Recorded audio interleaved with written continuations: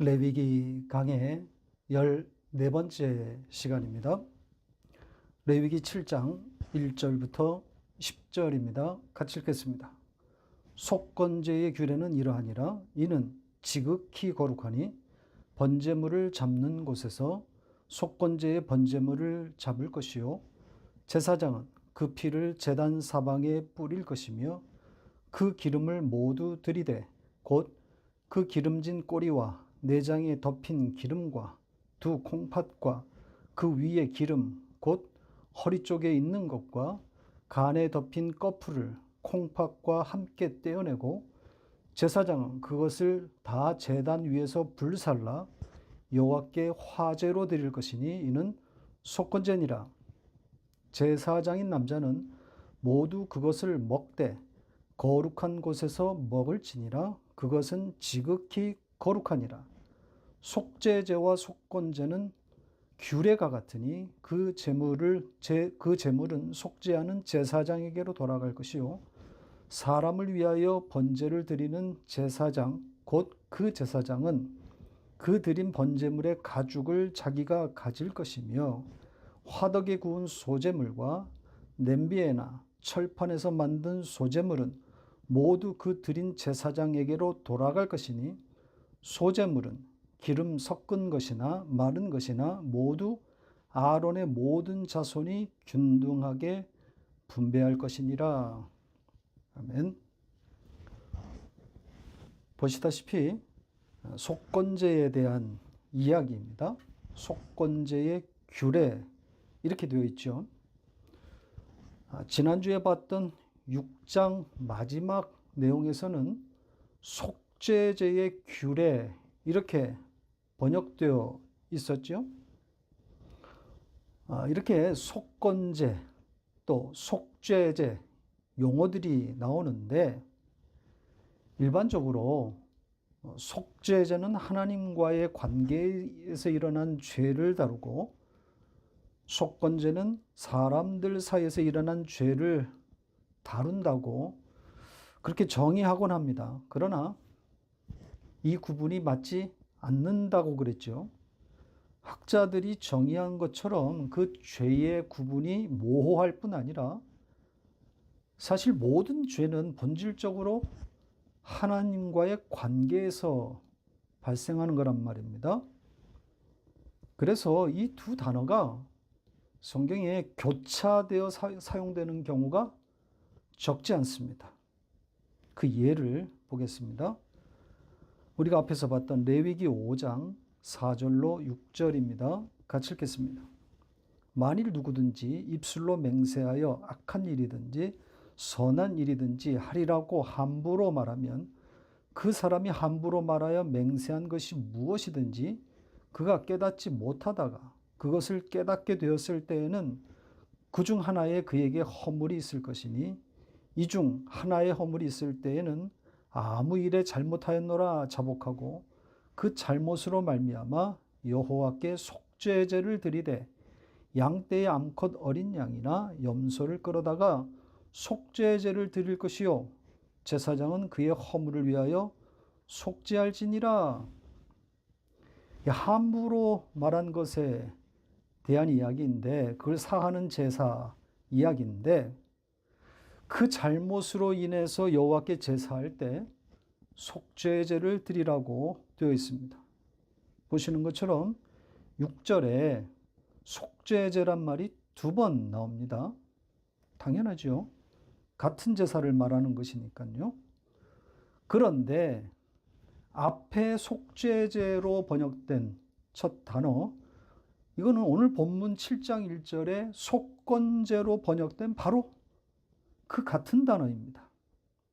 그러니까 일관성을 가지려면 속죄제로 번역하지 말고 속건제로 번역해야 하는 거죠.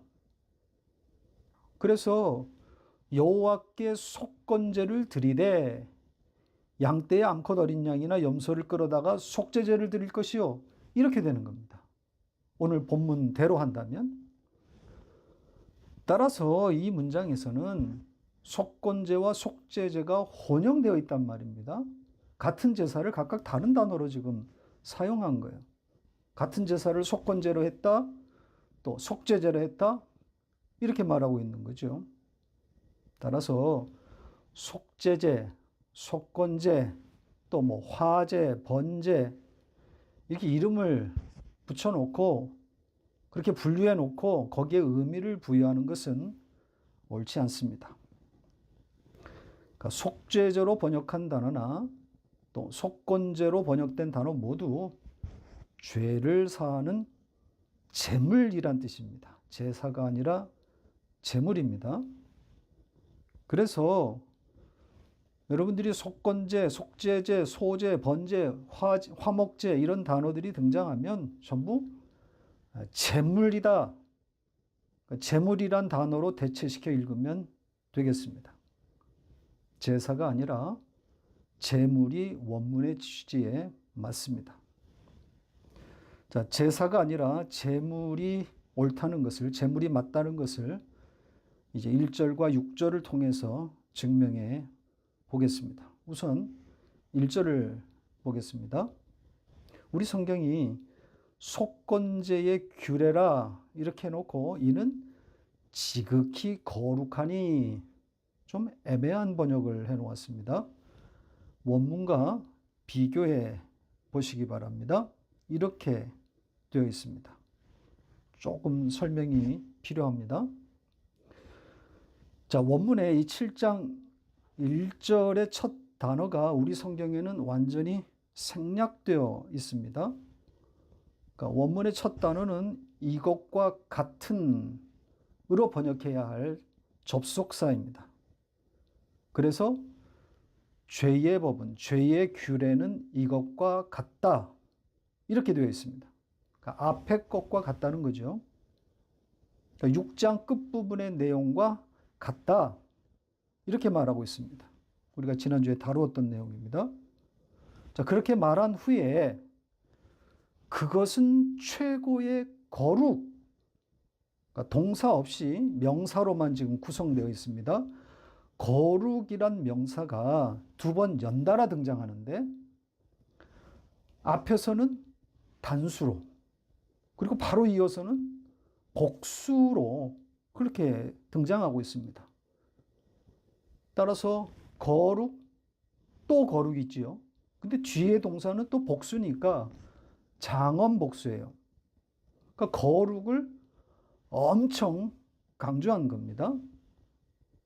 그러니까 그것이 거룩이며 또한 최고의 거룩이다. 이렇게 되어 있는 겁니다. 자, 그러면 여기에 그것이 최고의 거룩이다의 그것이 무엇일까요? 그러니까 죄 혹은 죄의 제물이 되는 거겠죠. 따라서 죄를 뒤집어 쓴 그 제물, 그 예수, 그것이 최고의 거룩이다. 이런 의미입니다. 너무 명확하고 명쾌하지 않습니까? 제물이 거룩이라는 거예요. 그러니까 속건제의 규례가 거룩하다는 이야기가 아니라 마치 그렇게 읽으라는 것처럼 번역이 됐단 말이죠. 그러나 원문의 취지를 반영하지 못한 겁니다. 그래서 그 제물이 거룩이라고 하는 그 원문의 의미를 우리 번역이 다 놓쳐버린 거예요. 자, 6절에서도 그 지극히 거룩한 것이 제물임을 명확하게 보여주고 있습니다. 6절을 보시면 1절과 같은 내용이 반복되어 있습니다. 그것은 지극히 거룩하니라 이렇게 되어 있죠. 그 원문을 보면 이 6절과 1절이 정확히 같은 단어들이에요. 6절은 1절보다도 제물이 바로 거룩이다라는 것이 훨씬 더 명백하게 드러나 있습니다. 왜냐하면 제사장이 먹는 것이다 이렇게 말하고 있기 때문입니다. 그러니까 먹는 그것이 거룩이라는 거예요. 그러니까 제물이 곧 거룩이라는 거죠. 그러니까 제물이 거룩, 지극히 거룩, 최고의 거룩이다라고 하는 이거는 엄청난 내용입니다. 제물이 예수를 상징하지 않는다면 이런 표현이 나올 수가 없는 거죠. 제사가 거룩이 아니라, 제사의 규례가 거룩이 아니라 제물이 거룩이라는 것 분명해졌죠. 우리의 죄를 대신 짊어지고 골고다 언덕으로 올라가신 그 제물, 그 희생 제물이신 예수가 거룩이라는 그런 의미입니다. 2절로 갑니다. 2절부터는 이 죄의 제물, 이 제물이 어떻게 드려지는지에 대한 이야기입니다. 자, 우리가 앞에서 봐왔던 것들이라 아주 익숙한 내용들입니다. 번제물을 죽이는 그곳에서 그 죄의 제물을 죽이라 그럽니다. 번제물은 화제물이란 뜻이라 그랬죠. 태우는 제물입니다. 따라서 제물을 죽이는 곳은 태우는 곳이니까 회막들에 있는 번제단을 말하는 거겠죠. 그 번제단 앞에서 이 죄의 제물을 죽이라는 겁니다. 그렇게 죽여서 피를 받아 제단 사방에 뿌립니다. 그리고 그 제물의 기름을 드리라고 하는데 결국 태우라는 거죠. 드리라고 하는 것은. 그것이 3절로 5절까지의 내용입니다. 3절과 4절은 온통 태워야 할 그 기름에 대해서 아주 자세하게 기록했습니다. 어디에서부터 어디까지 잘라내고 어느 부위에 기름까지인지 아주 세세하게 나와 있습니다. 그렇게 분리해서 그 기름을 태우라는 겁니다. 그러니까 기름, 즉 지방인 거죠. 지방이 상당히 강조되어 있습니다. 기름이 중요하다는 거죠. 우리가 앞에서도 확인한 바 있지 않습니까? 이 기름이 얼마나 중요한지. 자, 한 문장만 보고 갈까요? 하나님이 이 동물의 지방에 대해서 얼마나 관심이 많은지 확인해 보겠습니다. 레위기 3장 16절입니다. 같이 읽겠습니다. 제사장은 그것을 제단 위에서 불사를 지니 이는 화제로 드리는 음식이요 향기로운 냄새라. 모든 기름은 여호와의 것이니라. 그 제물의 지방을 화제로 태우라고 하시면서 그 지방, 그 기름은 여호와의 것이라 그럽니다. 상징이 들어가 있는 거죠. 그러니까 제물 자체가 지금 예수를 상징하고 있는 것인데 다시 그 제물의 특수한 부위, 그러니까 여기서는 지방이죠. 그 특수한 부위만 하나님의 것이라고 표현한 건데 이걸 우리가 어떻게 이해해야 될까요? 예수를 이중적으로 담아내고 있다고 봐야 하는 거죠. 그리고 이중적 의미뿐 아니라 삼중, 사중의 의미까지 확장됩니다. 6절에서는 제사장이 그 제물의 고기를 먹습니다. 그러니까 여기서는 살코기란 말입니다. 제물 중에서 또 고기. 그러니까 이 살코기 역시 하나님의 백성들이 받아 먹어야 하는 예수를 상징하고 있는 거죠. 역시 예수란 말입니다. 그리고 8절에서는 그 제물의 가죽까지 또 언급되고 있습니다. 그 가죽을 어떻게 하라 그럽니까? 제사장이 취하라 그런단 말입니다. 그러니까 제물의 가죽이 제사장을 덮는 형국이에요. 덮음이란 말입니다. 따라서 덮음이신, 우리의 덮음이 되시는 예수를 상징하고 있는 거죠. 그 온통 예수입니다. 제물 전체가 예수이고 또 그 기름은 하나님의 소유이신 예수이고 또 그 살코기는 하나님의 백성들이 받아먹는 생명의 떡이신 예수이고 그 가죽은 하나님의 백성의 덮음이신 예수란 말입니다. 자, 가죽 이야기를 조금 더 하죠. 이 제물의 가죽, 이 덮음이 생생한 그림으로 등장하는 곳이 어디입니까? 자, 그곳으로 가보겠습니다. 창세기 3장 21절 같이 읽겠습니다. 여호와 하나님이 아담과 그의 아내를 위하여 가죽옷을 지어 입히시니라. 그러니까 인간이 선악과를 따먹은 후에 그들에게 여러 가지 일들이 일어나는데 그 중에 하나가 자신들이 벗었음을 알게 된 겁니다. 그러니까 선악과를 먹자 뱀이 말한 그대로 그들의 눈이 밝아졌습니다. 눈이 밝아져서 전에 미처 알지 못했던 새로운 세계를 보게 되는 겁니다. 그래서 하나님처럼 선악을 스스로 구분하기 시작합니다. 스스로 선과 악을 판단하게 되는 거란 말입니다. 바로 그 첫 번째 판단이 자기들의 벗었음을 보고 그것을 악으로 판단한 겁니다. 그래서 무화과 나뭇잎으로 그 벗은 것을 가린단 말입니다. 허리띠를 만들어서 신체의 일부를 가린 후에 그걸 그들은 선이다 이렇게 판단하고 있는 겁니다. 그러니까 자기들 멋대로 선과 악을 구분한 거죠.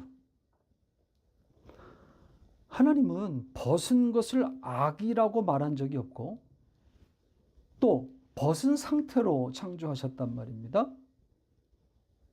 그런데 인간은 선악과를 따먹고 스스로 벗은 것을 악으로 정의해버린 겁니다. 우린 이것을 죄라 부릅니다. 스스로 하나님 되어서 선악을 분별하는 상태 혹은 그런 마음, 이걸 죄라 그런단 말입니다. 그러니까 원천적인 죄인 거죠. 본질적인 죄, 원죄임. 인간의 본능입니다. 여기에 인간은 꽁꽁 묶여 있는 거죠. 성경은 하나님이 그렇게 만들어 놓았다 그럽니다. 죄에서 벗어날 수 없는, 그래서 하나님의 의의 약속만 바라봐야 하는 그런 존재가 된 겁니다. 그렇게 만들어 놓은 것이죠. 바로 여기에 그 의, 그 약속, 이것이 가죽옷입니다.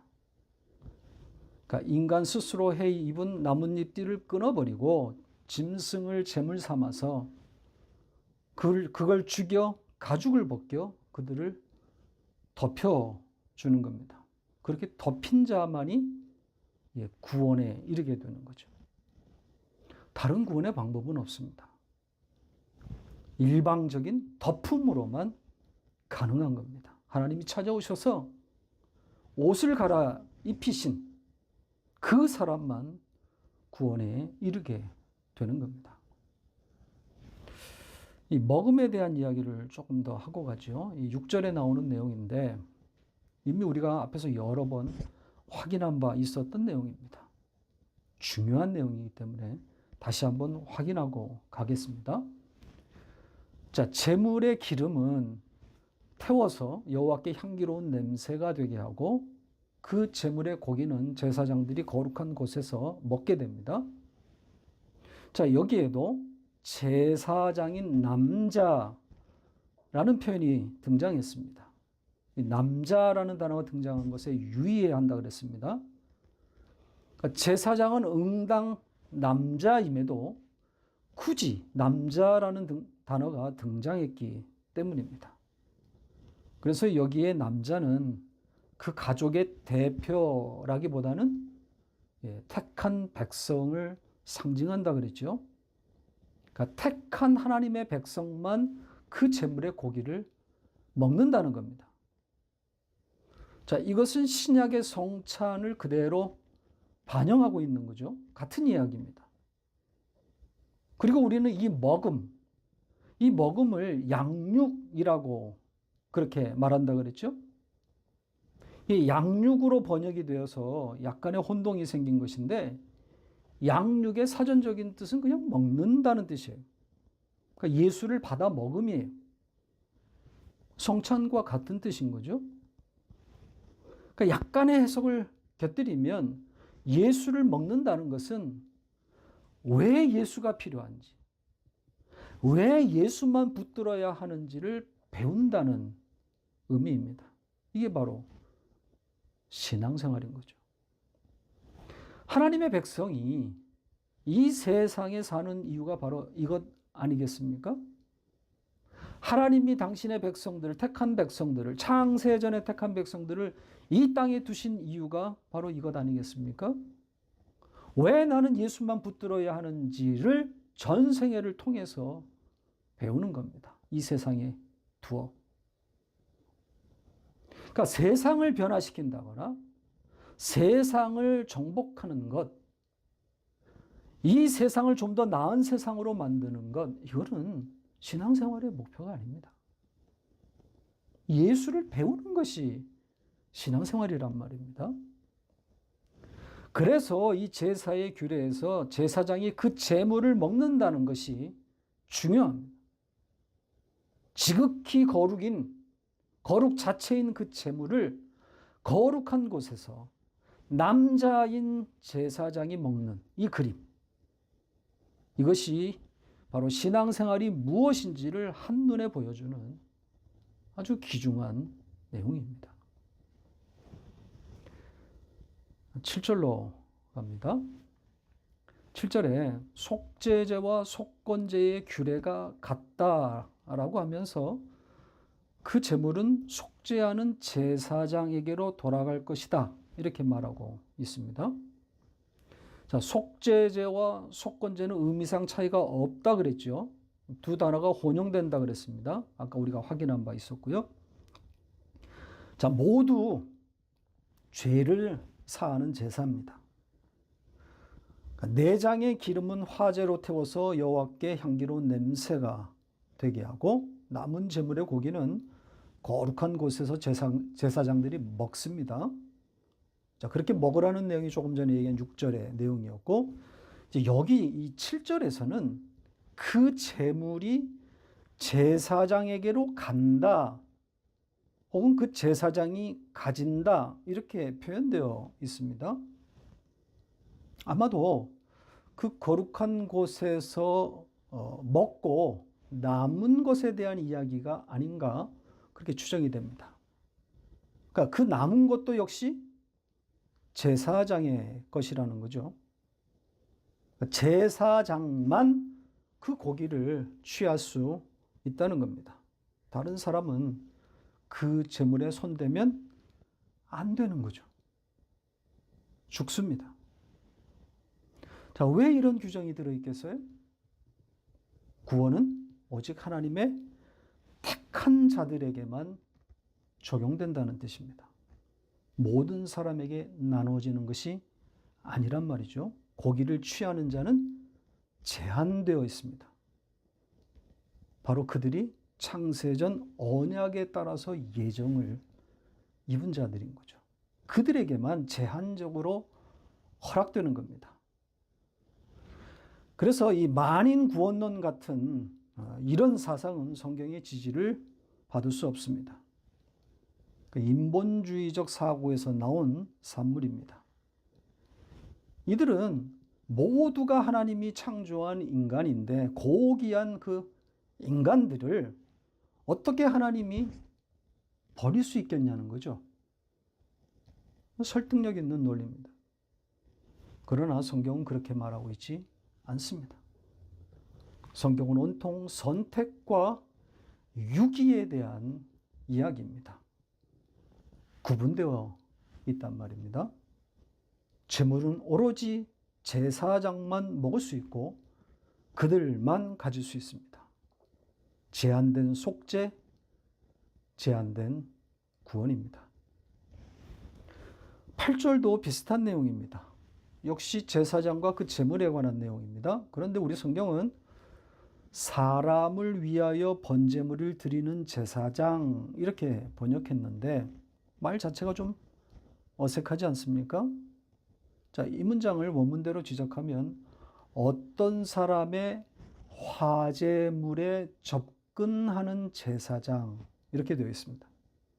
그러니까 어떤 사람이 그 화제의 제물을 가져오면 그것을 받아 제사에 임하는 제사장 이런 뜻입니다. 그러니까 그 제사장은 그 사람, 그 백성이 가져온 그 제물의 가죽을 취하라 그럽니다. 가죽이란 단어가 등장했습니다. 가죽을 취하라 그럽니다. 자, 이 가죽의 의미에 대해서는 앞에 설명드린 바 있죠. 덮음입니다. 역시 제사장만 이 가죽을 취하는 겁니다. 다른 사람은 안 됩니다. 역시 제한된 덮음인 거죠. 자, 그 정도 하고 이제 마지막 내용으로 갑니다. 9절과 10절인데요. 이게 앞의 내용과 연결점을 찾기가 쉽지 않습니다.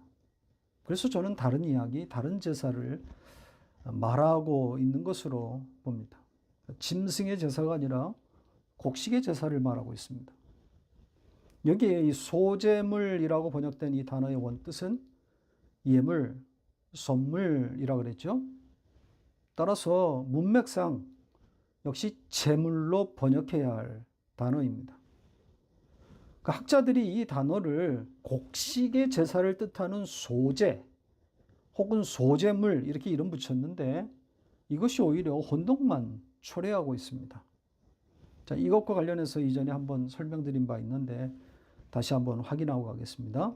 이 단어가 곡식 제사를 뜻하는 단어가 아니라는 것을 확인해 보겠습니다. 자, 성경에 이 단어가 최초로 사용된 곳입니다. 창세기 4장 3절 4절 같이 읽겠습니다. 세월이 지난 후에 가인은 땅의 소산으로 제물을 삼아 여호와께 드렸고 아벨은 자기도 양의 첫 새끼와 그 기름으로 드렸더니 여호와께서 아벨과 그의 제물은 받으셨으나. 자, 여기 제물이란 단어가 두 번 등장합니다. 가인의 제물과 아벨의 제물입니다. 가인의 제물은 보시다시피 곡식이고 아벨은 양의 제물입니다. 그런데 여기에 제물로 번역된 이 두 단어가 오늘 본문의 단어와 동일한 단어입니다. 그러니까 곡식의 제물이나 짐승의 제물이 같은 단어란 말입니다. 혼용되어 있어요. 따라서 소제물로, 소제로 번역될 수 없는 거죠. 그냥 제물로 번역해야 맞는 거예요. 그래서 화덕에 구운 제물, 냄비나 철판에서 만든 제물 이렇게 되어야 되는 겁니다. 마찬가지로 기름 섞인 제물, 건조된 마른 제물 이렇게 되어야 합니다. 사실 이 제물이 곡식인지 짐승인지 여기서는 알 수가 없어요. 다만 앞에 나왔던 내용들과 곡식 제사들에 관한 것들과 이렇게 비춰봤을 때 곡식가루를 제물로 바친 경우다 이렇게 짐작할 수 있는 거죠. 그러니까 화덕과 냄비와 철판 그리고 기름 등이 등장하기 때문에 곡식의 제사일 것으로 추측하는 겁니다. 자, 이 경우에도 이 제물이 모두 제사장에게로 돌아갈 것이다 이렇게 말하고 있습니다. 아마도 여기에 이 모두라고 하는 것은 하나님께로 화제로 드린 일부를 제외하고 그 나머지 모든 것이겠죠. 그 화제, 태우는 그 하나님께 드리는 화제 이야기는 생략된 것으로 보입니다. 그러니까 여기서는 제사장이 그 제물을 모두 취한다는 것에 초점이 맞춰져 있는 겁니다. 이 점은 앞의 내용과 연결 지을 수 있는 대목이지요. 그러니까 먹는다는 이야기는 없지만 모두 제사장이 취할 몫이다 이렇게 말하고 있습니다. 결국은 먹는다는 거겠죠.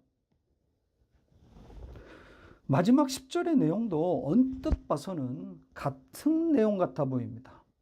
자, 여기 보면 기름 섞인 제물이나 건조한 제물 모두가 아론의 아들들에게 돌아간다는 내용입니다. 자, 그런데 특이한 표현이 하나 추가되어 있습니다. 균등하게 이런 말이 나옵니다.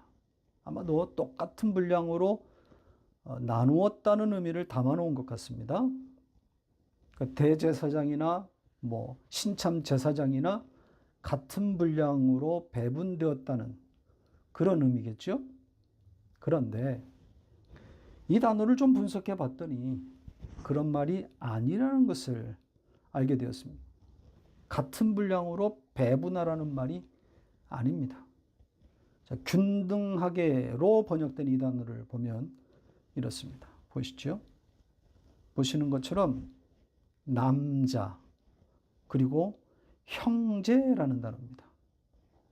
그러니까 명사가 두 개 연달아 나와 있습니다. 그리고 거기에 접속사가 붙어 있을 뿐입니다. 자, 이걸 균등하게 이렇게 번역한 겁니다. 남자, 그리고 형제, 이게 어떻게 균등하다라고 그렇게 될 수 있는 거죠? 여기에 남자, 그리고 형제라는 이 단어는 오히려 아론의 아들들과 연결시켜야 되는 거 아니겠습니까? 그러니까 아론의 아들들은 남자고 형제이다. 이게 자연스럽지 않습니까? 바로 앞에 나왔던 내용, 그 6절에 제사장인 남자인 제사장, 이것과 일맥상통한다고 보여집니다. 그러니까 제사장은 당연히 남자인데도 굳이 남자라는 단어를 넣어서 의미를 강화시켰다 그랬죠? 마찬가지로 아론의 아들들은 다 남자, 형제란 말입니다. 그러니까 남자와 형제라는 단어를 넣어서 의미를 강화시키고 있는 거죠. 남자라고 하는 것은 하나님의 택한 백성들을 상징한다고 보여지고, 형제라는 말 속에서는 그 택한 백성의 성격을 담은 것으로 볼 수 있습니다. 한 아버지, 한 주님의 자식들이라는 거죠. 그러니까 균등하게 배분했다는 이야기가 아니라 하나님의 택한 백성에게만 그 재물이 주어진다는 일관된 이야기를 하고 있는 겁니다. 남자에게만 주어지는 재물이며 그 남자는 같은 한 하나님으로부터 나온 형제들이라는 의미를 담아 놓은 겁니다. 말씀을 맺겠습니다. 우리는 그 재물, 생명의 떡이신 예수를 받아 먹는 제사장이며 남자이며 형제입니다. 제사장, 또 남자, 형제, 이런 단어들을 사용해서 하나님의 백성들의 정체성을 담아 놓았습니다. 성경이 이렇게 읽혀져야 되는 거죠. 제사의 규례가 이렇게 예수로 읽혀져야, 성경이 예수로 읽혀져야 거기에서 나를 보게 되는 거죠. 나를 발견하게 되는 겁니다. 이렇게 성경을 예수로 읽으면서 성경을 이렇게 알아가는 그런 기쁨들을 얻으니 얼마나 성경이 쉽고 또 흥미롭습니까? 예수가 보이니 또 내가 보이는 거죠. 또 내가 보이니 그 예수께 조아리게 되는 거란 말입니다. 이 신묘막측한 이 말씀의 세계에서 놀아보고 싶지 않습니까? 거기서 마음껏 헤엄치며, 거기서 춤추며, 그렇게 신나게, 신명나게 놀아보고 싶지 않습니까? 성경이 예수로 읽혀지는 그 신비. 말씀 속에서 예수를 만나는 그런 일상이 회복되고, 또 회복되었다면 더욱 그런 일상이 날마다 더욱 크게 충만하게 여러분들 삶 가운데 나타나기를 바랍니다.